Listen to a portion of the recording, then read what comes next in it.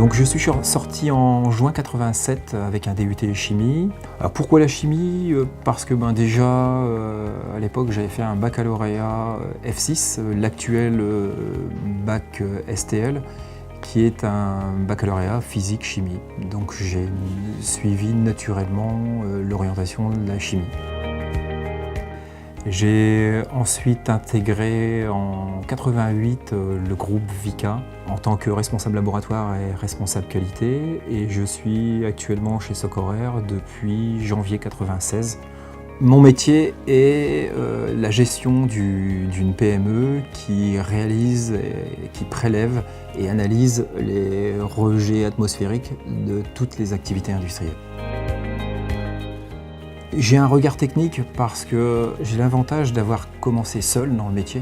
Donc je faisais la prospection commerciale, mais je faisais aussi la technique. C'est-à-dire que je prélevais ce que mes techniciens font actuellement. Donc je prenais contact avec l'industriel et je faisais des mesures au niveau des cheminées. Ici, sur notre structure, on a une personne qui est sortie il y a 6 ans de l'IUT de Béthune et qui est mon responsable technique de cette agence. À la base, j'avais quelques a priori en faisant un IUT car j'étais persuadé qu'en étant étudiant pour un DUT, on était un peu livré à nous-mêmes.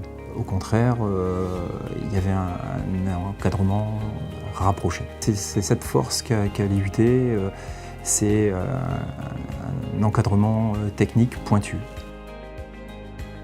Ce qui me sert encore, c'est la mécanique des fluides et la loi des gaz parfaits.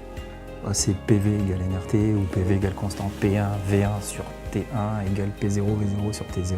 Nous l'utilisons tous les jours lorsque nous faisons des mesures sur site.